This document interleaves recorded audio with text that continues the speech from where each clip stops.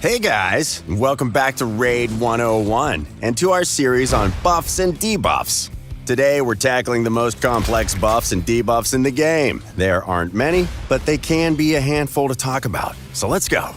This is an interesting one. Counterattack allows your champions to strike back when they're attacked, even outside their turn. This attack is always a default skill, and it deals 75% of the skill's normal damage. That might seem like not a big deal, but they'll counterattack every time they're hit as long as they have the buff up. Though, if they're attacked by a multi-hit skill, they'll only counterattack once.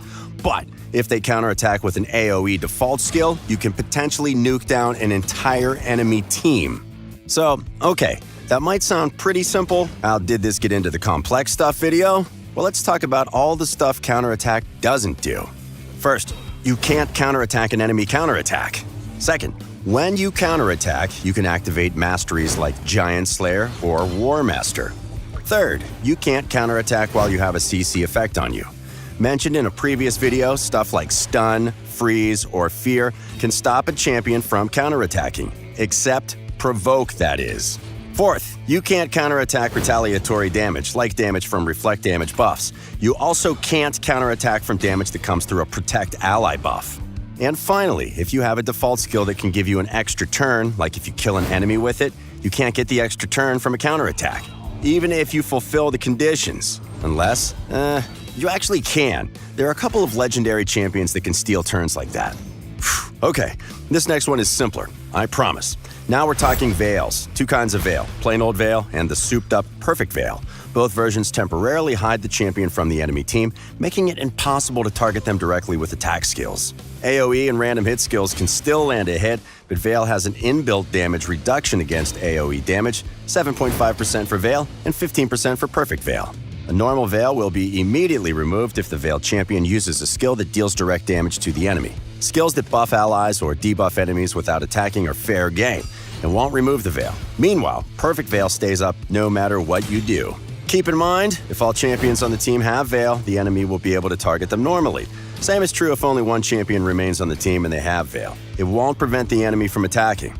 Now, for one of the most powerful defensive buffs in all of Raid, Stone Skin. This beast of a buff makes you practically invincible as long as it's active, and the enemy doesn't have any bombs. Firstly, all damage you take is reduced to 15%. That's an 85% damage reduction. Second, it gives the champion an extra health pool equal to 50% of their max HP. Kind of like a shield, though it doesn't replace shield buffs, so you can have both. Stone Skin takes damage before shields. Third, Stone Skin also blocks all debuffs, just like the block debuffs buff. And now you're probably thinking that sounds ridiculous. You're right. Stone Skin is a powerhouse buff, rendering you completely immune to just about everything. Except not quite everything. Bombs bypass basically all of that and are actually more devastating than before.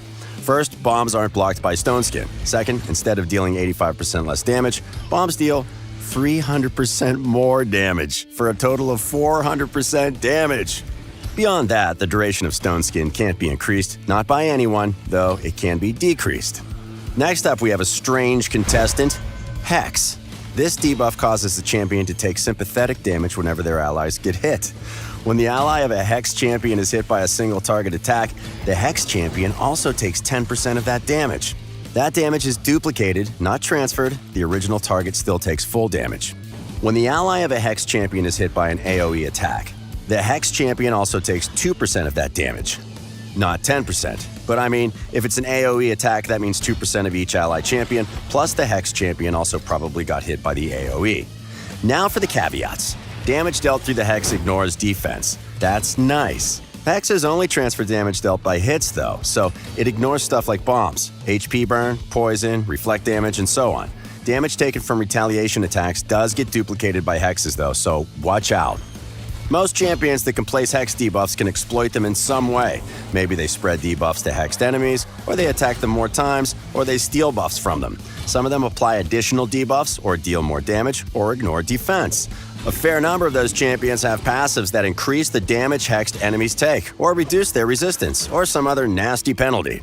So really, Hex only seems weak. It can do just about everything in the right hands.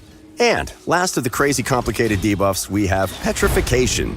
This nasty crowd-controlled debuff works kind of like Freeze, but even nastier. Firstly, yes, like any other CC debuff, Petrification makes the champion skip their turn. They also can't counterattack, just like Stun and Freeze. Second, much like Freeze, Petrification reduces the damage the target champion takes, this time by 60% instead of 25%. So, it actually makes them tougher than Freeze does, which sounds bad. But then thirdly, Petrification strips all buffs off the champion and blocks all new buffs. Doesn't stop debuffs though, yikes. And to make matters worse, bombs ignore the 60% damage reduction and deal an extra 300% damage on top of that for a total of 400% damage. Considering that bombs already ignore defense, this could instantly take down most champions. Alright, that wraps it up for Buffs and Debuffs. If you thought this video was useful, be sure to hit like and subscribe. We've still got a little bit further to go in this series, and you won't want to miss the next episode.